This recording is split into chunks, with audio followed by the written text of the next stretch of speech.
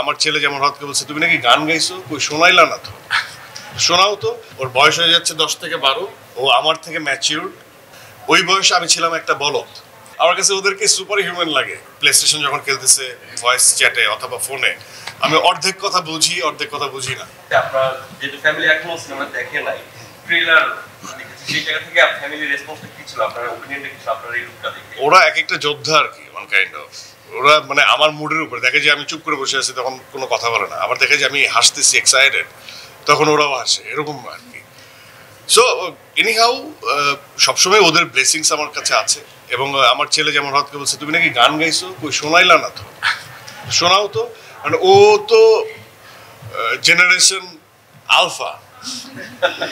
হ্যাঁ, ওদের সবকিছু ক্রিঞ্জ মনে হয়, মেক বিলিভেবল জায়গায় আছে কিনা। তো এটা একটা নতুন ফাপড় জীবনে। ওর বয়স হয়ে যাচ্ছে 10 থেকে 12, ও আমার থেকে ম্যাচিউরড, মাশাআল্লাহ, সেন্সিবল এবং রেসপন্সিবিলিটি নিতে জানে এবং দায়িত্ব নিয়ে সব কাজ করে, এবং এদেরকে ফাঁকি দেওয়ার কোনো মানে ওই বয়সে আমি ছিলাম একটা বলদ।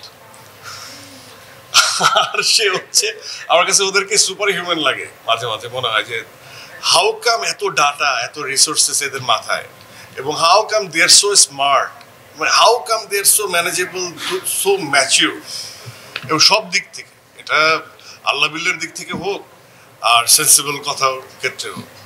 এবং ওরা ফ্রেন্ডরা যখন কথা বলে ওভার প্লে স্টেশন যখন খেলতেছে ভয়েস চ্যাটে অথবা ফোনে, আমি অর্ধেক কথা বুঝি, অর্ধেক কথা বুঝি না।